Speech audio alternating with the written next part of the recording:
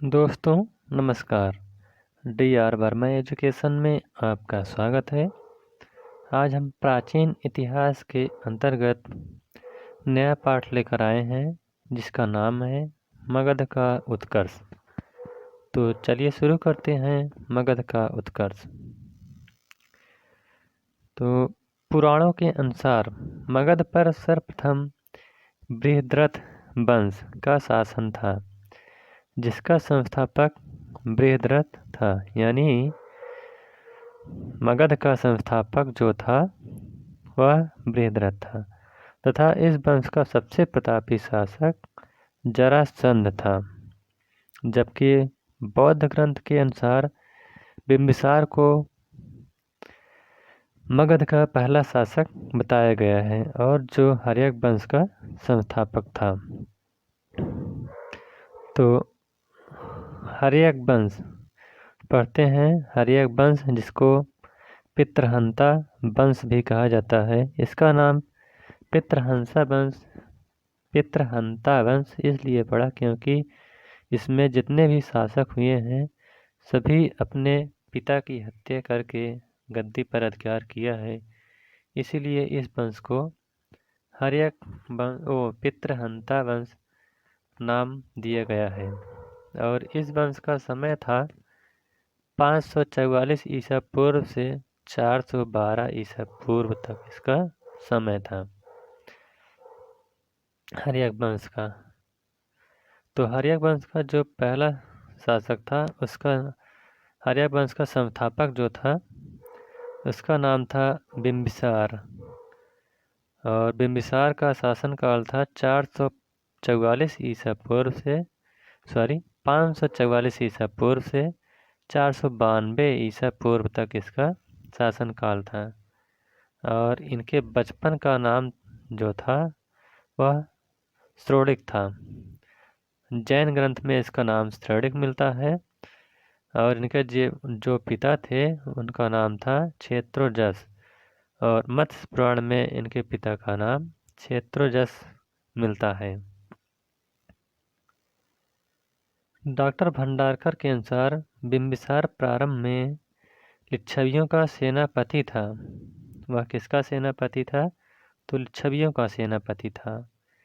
बाद में मगध का शासक बना, परंतु बौद्ध ग्रंथ के अनुसार उसे 15 वर्ष की अवस्था में ही राज्य प्राप्त हो गया।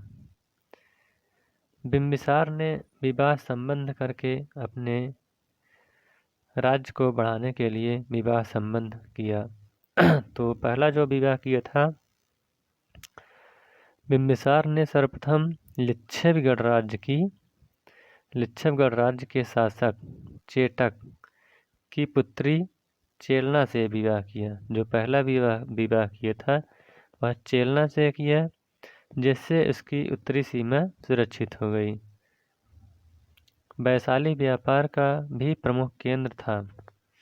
विनय पिटक के अनुसार लिच्छवी लोग रात में मगध की राजधानी को लूटते थे, किंतु विवाह संबंध हो जाने के बाद वह शांत हो गए। तो बिंबिसार ने अपना पहला विवाह चेलना से करके अपनी उत्तरी सीमा को सुरक्षित कर लिया। जो उस पर आक्रमण हो रहे थे वह सब अब समाप्त हो गए। और जो दूसरा उनका विवाह है वह है बिंबिसार का दूसरा विवाह कौशल नरेश प्रसेनजीत की बहन महाकोसला से हुआ और उसे 1 लाख वार्षिक आय वाला काशी क्षेत्र दहेज में मिला। यानी जो बिंबिसार ने दूसरा विवाह किया वह कौशल नरेश की प्रसेनजीत की बहन महाकोसला से किया और काशी उसे 1 लाख वार्षिक आय वाला काशी क्षेत्र उसे दहेज में प्राप्त हो गया। इसने अपना अगला यानी तीसरा विवाह जो किया था वह मध्य देश आधुनिक जो है पंजाब में पड़ता है की राजकुमारी क्षेमा से किया था।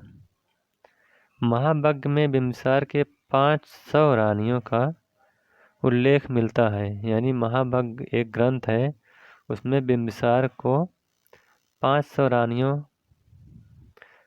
का बताया गया है, यानी इसके पास 500 रानियां थीं। और अपने राज्य विस्तार के लिए उसने और कई नीतियां अपनाई, जैसे मेल मिलाप। तो मेल मिलाप के माध्यम से जब अवंत का राजा चंडप्रद्योत, यानी अवंत के जो राजा थे उनका नाम चंडप्रद्योत था, वह पीलिया रोग से ग्रसित हो गए थे। तभी बिम्बिसार ने अपने राज्यवैद्य जीवक, उनका एक राज्यवैद्य, बिम्बिसार का एक राज्यवैद्य था जिसका नाम जीवक था, उसे भेजा और कहा कि जाइए आप चंडप्रद्योत को पीलिया रोग हो गया है और उनको ठीक कर दीजिए। तो जीवक ने गया और उनको औषधि से पीलिया रोग से जो हुआ था उससे मुक्त दिलाई और उनकी सीमा भी कुछ सुरक्षित हो गई, उनके साथ अच्छे संबंध हो गए। जीवक की माता का नाम सालवती था। जो जीवक थी उनकी माता का नाम सालवती था, जो एक गणिका थी। यानी वह एक गणिका रही थी। जीवक ने तक्षशिला विश्वविद्यालय से शिक्षा ग्रहण किया। कहाँ से शिक्षा ग्रहण किया? तो तक्षशिला विश्वविद्यालय से उन्होंने शिक्षा प्राप्त किया था। और जो दूसरा उनका राज्य विस्तार की प्रक्रिया थी उसका नाम था युद्ध। तो युद्ध के माध्यम से भी उसने अपने राज्य को सुरक्षित और विस्तार भी किया था। जैसे ब्रह्मदत्त ने बिम्बिसार को ब्रह्मदत्त ने बिम्बिसार के पिता को पराजित किया था, अतः बिम्बिसार ने ब्रह्मदत्त को पराजित करके मार डाला और अंग राज्य पर अधिकार कर लिया, यानी अब उसका अंग राज्य भी सुरक्षित हो गया। बिम्बिसार ने अपने पुत्र अजातशत्रु को अंग राज्य का उपराजा बनाया। तो बिम्बिसार का एक पुत्र था जिसका नाम अजातशत्रु था, उसने अंग राज्य का उसे उपराजा बना दिया। बुद्धघोष के अनुसार मगध में 80,000 गांव थे तथा वह 900 मील में फैला हुआ था। बिम्बिसार जैन धर्म का अनुयायी था। यह प्रश्न पूछा जाता है कि बिम्बिसार किस धर्म का था, तो वह जैन धर्म का अनुयायी था। अगला जो शासक है इसका नाम है अजातशत्रु। अजातशत्रु का एक नाम और उल्लेख मिलता है जिसका वह है कुणिक, और इनका शासन काल है 492 ईसा पूर्व से 450 ईसा पूर्व। तो अजातशत्रु ने 450 नहीं 460 है। अजातशत्रु ने अपने पिता की हत्या करके गद्दी पर अधिकार कर लिया। और संयुक्त निकाय से पता चलता है कि बिम्बिसार की मृत्यु के पश्चात उसकी पत्नी का नाम था महाकोसला का भी दुख से मृत्यु हो गई। यानी जो उनकी पत्नी थी वह इतनी दुखी हुई कि उसकी मृत्यु हो गई, जिससे प्रसेनजीत क्रोधित होकर काशी पर अधिकार कर लिया और यही कौशल तथा मगध के बीच संघर्ष का कारण बना। इस युद्ध के प्रथम चरण में प्रसेनजीत पराजित हुआ, किंतु द्वितीय चरण में अजातशत्रु पराजित हुआ और बंदी बना लिया गया। किंतु बाद में दोनों राज्यों के बीच संधि हो गई और प्रसेनजीत ने अपनी पुत्री बाजरा का विवाह अजातशत्रु से कर दिया तथा काशी पुनः मगध को वापस कर दिया। वज्र संघ से संघर्ष। तो बिम्बिसार के समय से ही वज्र संघ के मनमुटाव प्रारंभ हो गए थे, किंतु अजातशत्रु के समय यह मनमुटाव संघर्ष में बदल गया, जिसके दो कारण थे। तो पहला जो कारण था वह है सुमंगल विलासनी के अनुसार गंगा नदी के किनारे एक रत्नों की खान थी जिस पर मगध व वज्र संघ का बराबर अधिकार था, लेकिन वज्र संघ ने इस संधि को तोड़ दिया जो संघर्ष का कारण बना। तो वज्र ने इस संधि को नहीं माना और कहा कि हम इस संधि को नहीं मानेंगे, और यही युद्ध का कारण बना। तो दूसरा जो कारण है, जैन ग्रंथ के अनुसार बिंबिसार ने अपनी पत्नी चेलना से उत्पन्न दो पुत्र, उनके जो दो पुत्र थे उनका एक पुत्र का एक नाम था हल और दूसरे का नाम बेहल, को एक हाथी का नाम था सेनयाग तथा रत्नों का एक हार दिया था। शासक बनने के बाद अजातशत्रु ने इन वस्तुओं की मांग की। इस पर हल व बेहल अपने नाना चेटक के यहाँ भाग गए। अतः अजातशत्रु ने लिच्छवी सरदार से भी यही बात कही, किंतु चेटक ने इनकार कर दिया। अतः युद्ध अनिवार्य हो गया। अजातशत्रु ने कूटनीति का सहारा लिया। उसने अपनी सुरक्षा के लिए पाटलग्राम में एक दुर्ग बनवाया और अपने उनके मंत्री का नाम था वत्सकार, को भेजकर बद्ध संघ में फूट डलवा दी। अजातशत्रु को बुद्ध ने भी फूट डालने की सलाह दी थी। इसके बाद अजातशत्रु एक विशाल सेना लेकर लिच्छवियों पर आक्रमण किया। इस युद्ध में अजातशत्रु ने रथमूसल यानी आधुनिक प्रकार का एक टैंक था उसका प्रयोग किया तथा महाशिलाकंटक यानी भारी पत्थर फेंकने वाली एक मशीन थी जैसे गुप्त हथियारों का प्रयोग किया। इस युद्ध में लिच्छव पराजित हुए और उनका राज्य मगध में मिला लिया गया तथा अब मगध की सीमा हिमालय की तराई तक पहुंच गई। बाद में अजातशत्रु ने वज्र के मल्लों को भी पराजित किया और पूर्वी उत्तर प्रदेश के एक बड़े भूभाग पर मगध का अधिकार हो गया। और अधिकार करने के बाद अब मगध का एकमात्र प्रतिद्वंदी अवंत था। यद्यपि अवंत का राजा चंडप्रद्योत था ने मगध पर आक्रमण करने की योजना बनाई, किंतु उसे कार्य रूप में नहीं बदल सका। इसके दो कारण थे। कौन कौन इसके दो कारण थे? तो पहला कारण था कि अजातशत्रु की शक्ति चंडप्रद्योत से कम नहीं थी, और दूसरा जो कारण था, अजातशत्रु ने अपनी पुत्री का विवाह वत्स नरेश उदयन से कर दिया था। इस प्रकार उदयन से अवंत को अब कोई सहायता नहीं मिल सकती थी। अजातशत्रु की धार्मिक नीति। तो अजातशत्रु एक धार्मिक दृष्टि से उदार शासक था। यह प्रारंभ से जैन अनुयायी था, किंतु बाद में वह बौद्ध धर्म का उपासक बन गया। अजातशत्रु का बौद्ध मतानुयायी होने का कुछ निश्चित तर्क है। जैसे पहला, भरहुत स्तूप की वेदिका पर अजातशत्रु बुद्ध की वंदना करता है।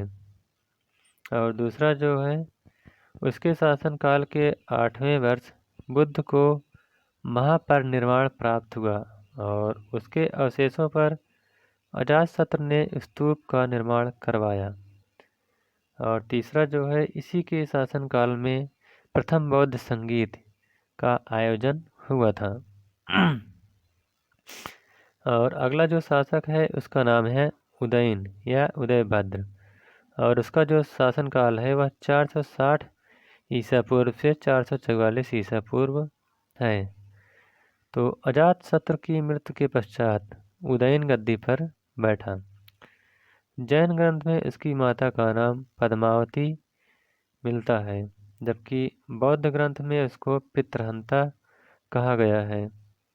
जबकि जैन ग्रंथ परिशिष्ट पर्वन के अनुसार वह पितृभक्त था और उसके पिता ने ही उसे अंग देश का उपराजा बनाया था। उसकी समय की सबसे बड़ी घटना गंगा और सोन नदियों के संगम पर पाटलिपुत्र नामक एक नए नगर की स्थापना करना था। आगे चलकर उदयन ने पाटलिपुत्र को ही अपनी राजधानी बनाया और शेरशाह सूरी पाटलिपुत्र का नाम बदलकर पटना रख दिया। तो आधुनिक जो बिहार की राजधानी पटना है, उसका पहले नाम पाटलिपुत्र था और शेरशाह सूरी ने उसका नाम बदलकर पटना रख दिया, जो आज भी वही प्रचलित है। तो इनका धर्म देखते हैं उदयन का। उदयन जो था वह जैन धर्म का अनुयायी था। उसने अपनी राजधानी के मध्य में एक जैन चैत्यगृह बनवाया था। उदयन नियमित व्रत रखता था तथा आचार्यों का उपदेश सुनता था। एक दिन एक अज्ञात व्यक्ति ने उसकी हत्या कर दी। ऐसा माना जाता है कि यह अज्ञात व्यक्ति वत्स का राजकुमार था। तो उदयन के उत्तराधिकारी जो है उनका शासनकाल है 444 ईसा पूर्व से 412 ईसा पूर्व तक। तो अलग अलग ग्रंथों में उसके पुत्रों के बारे में अलग अलग मत दिया गया है।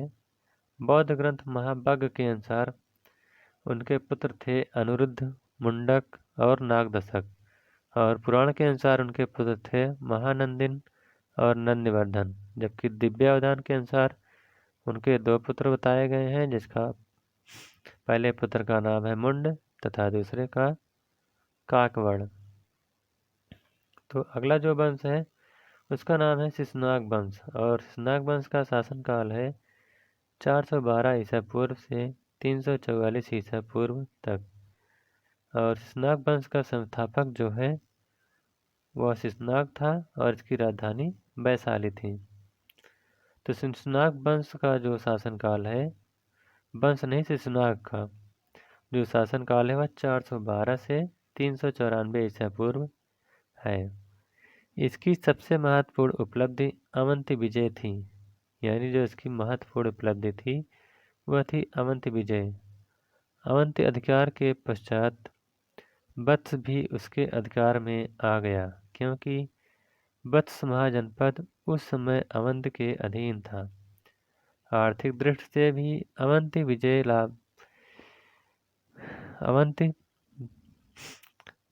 विजय के लिए लाभदायक था, क्योंकि पाटलिपुत्र से एक व्यापारिक मार्ग वत्स तथा अवंती होते हुए बड़ौच तक जाता था। बड़ौच यानी जो गुजरात में है। इस प्रकार पश्चिमी यूरोप के साथ व्यापार का एक नया मार्ग प्राप्त हुआ। अगला जो शासक है उसका नाम है कालाशोक, और इनका शासनकाल है 394 ईसा पूर्व से 366 ईसा पूर्व तक। इसने पाटलिपुत्र को अपनी राजधानी बनाया। इसी के समय 383 ईसा पूर्व में वैशाली में द्वितीय बौद्ध संगीत का आयोजन हुआ था। और कालाशोक के जो उत्तराधिकारी थे उनका समय था 366 से 344 ईसा पूर्व तक। तो कालाशोक के 10 पुत्र थे, जिसमें इस वंश के अंतिम उत्तराधिकारी नंदिवर्धन या महानंदिन था। अगला जो वंश है इसका नाम है नंद वंश, और नंद वंश का शासनकाल है 344 ईसा पूर्व से 322 ईसा पूर्व तक। और नंद वंश का जो संस्थापक था इसका नाम था महापद्म नंद, और महापद्म नंद का शासनकाल 344 ईसा पूर्व से 334 ईसा पूर्व तक। और जो महापद्म नंद था वह नाई जात का था और शूद्र था, और उसका धर्म जो है वह जैन धर्म था। और महापद्म नंद की उपाधि थी, पहली उपाधि थी महाबोधिवंश, जिसको उग्रसेन ने दिया था। और पुराणों में इसे द्वितीय परशुराम, एकराट, कल का अंश और सर्वछत्रांतक कहा गया है। महापद्मनंद पहला शासक था जिसने कलिंग को जीतकर वहाँ एक नहर बनवाया था और जिनसेन यानी महावीर स्वामी की एक प्रतिमा थी वहाँ से उठाकर मगध लाया। इसके इस आक्रमण का उल्लेख बाद में कलिंग शासक खारवेल के हाथी गुम्फा अभिलेख में मिलता है। पहली बार भारतवर्ष का उल्लेख करने वाला जो अभिलेख है उसका नाम है खारवेल का हाथी गुम्फा अभिलेख, यानी उसी में भारतवर्ष का सबसे पहले उल्लेख किया गया है। और ये पुस्तक का नाम है अष्टाध्यायी के लेखक पाणिनि महापद्मनंद के मित्र थे। नंद वंश में कुल 9 राजा हुए, इसी कारण से नवनंद भी कहा गया है। और इसके अगले जो शासक हैं इसका नाम है घननंद या घनानंद और इनका शासनकाल है 334 ईसा पूर्व से 322 ईसा पूर्व तक। तो घननंद जो था यह नंद वंश का अंतिम शासक था जो सिकंदर के समकालीन था। यूनानी इतिहासकारों के अनुसार उसके पास 2 लाख पैदल, 20,000 अश्वारोही, 2,000 रथ और 3,000 हाथियाँ थीं। जेनोफोन के अनुसार घनानंद बहुत ही धनाढ्य व्यक्ति था। भद्रसाल उसका सेनापति था। उसका साम्राज्य बहुत विशाल था परंतु वह धन का बहुत लालची था, यह जेनोफोन कहता है। जबकि बौद्ध अनुश्रुति टर्नर के अनुसार घनानंद ने 80 करोड़ की धनराशि गंगा के भीतर एक पर्वत गुफा में छुपा रखा था। उसने परशुराम के चमड़े, वृक्षों की गोद, पत्थर की खानों पर कर लगाकर अधिक से अधिक धन बटोरा था। यानी जो घनानंद था वह पशुओं के चमड़े और वृक्षों की गोद, पत्थर की खानों आदि पर कर लगा दिया था और बहुत अधिक धन प्राप्त किया था। और कथा सरित सागर के अनुसार घनानंद के पास 11 करोड़ स्वर्ण मुद्राएं थीं, किंतु फिर भी अपनी असीम शक्ति और संपत्ति होने के बावजूद वह अपनी जनता का समर्थन नहीं प्राप्त कर सका। घनानंद ने अपने समय के महान विद्वान आचार्य चाणक्य का अपमान किया, अतः चाणक्य ने चंद्रगुप्त मौर्य की सहायता से नंद वंश का अंत करके मौर्य वंश की नींव डाली। वर्ष, उपवर्ष, कात्यायन तथा बर्रुच नंद वंश से ही संबंधित थे। यानी नंद वंश में वर्ष, उपवर्ष, कात्यायन और बर्रुच रहते थे। ईरानी, फारसी या हखामनी आक्रमण, यानी यही एक ही आक्रमण है। इसका नाम है ईरानी चाहे कहिए या पारसिक या फारसी या हखामनी आक्रमण। इतने आक्रमण हुए हैं। तो साइरस द्वितीय या क्रूस जो शासक है उसका शासनकाल है 558 ईसा पूर्व से 529 ईसा पूर्व तक। तो 6ठी शताब्दी ईसा पूर्व के मगध में साइरस द्वितीय ने ईरान में हखामनी साम्राज्य की नींव डाली और शीघ्र ही पश्चिमी एशिया का सबसे शक्तिशाली शासक बन गया। इस समय भारत आने के 2 रास्ते थे। पहला रास्ता ईरान से जड्रोसिया के विशाल रेगिस्तान से होकर भारत जाता था तथा दूसरा रास्ता जो था वह बैक्ट्रिया और काबुल होते हुए सिंधु नदी तक जाता था। निरयाकस के अनुसार साइरस ने जड्रोसिया के रेगिस्तान से होकर आक्रमण किया था परंतु उसे रास्ते में विनाशकारी शक्तियों का सामना करना पड़ा। उसकी संपूर्ण सेना नष्ट हो गई तथा वह केवल 7 सैनिकों सहित जान बचाकर भागा। मेगास्थनीज के विवरण से ज्ञात होता है कि काबुल घाटी के खैबर दर्रे से हेराक्लीज हेरेक्लीज, डायनोसियस व सिकंदर को छोड़कर अन्य ने आक्रमण ही नहीं किया। जबकि एडवर्ड मेयर के अनुसार साइरस ने हिंदू कुश तथा काबुल घाटी को, विशेष रूप से गांधार को जीत लिया था। दारा स्वयं सिंधु नदी तक आया था। अगला है दारा प्रथम या डेरियस प्रथम, और इनका शासनकाल है 522 ईसा पूर्व से 486 ईसा पूर्व तक। तो दारा जो है यह मकरान तक से अपने नौसेना अध्यक्ष स्काईलैक्स की सहायता से भारत पर आक्रमण किया था। सर्वप्रथम वह पंजाब जीतकर अपने साम्राज्य को उसने 20वां प्रांत बनाया। कौन सा प्रांत बनाया? तो 20वां प्रांत बनाया। दारा के शासनकाल के 3 अभिलेख थे। पहला था बेहिस्तून, दूसरा पर्सिपोलस और तीसरा नक्श-ए-रुस्तम। से भारत पारसिक संबंध के विषय में हमें जानकारी प्राप्त होती है। बेहिस्तून तथा पर्सिपोलस में हमें सतुज यानी सप्त सिंधु तथा गदर, जिसको गांधार के नाम से जानते हैं, के नाम मिलते हैं। जबकि नक्श-ए-रुस्तम में हमें हिंद यानी सिंध का नाम मिलता है। उसने सतुज तथा गदर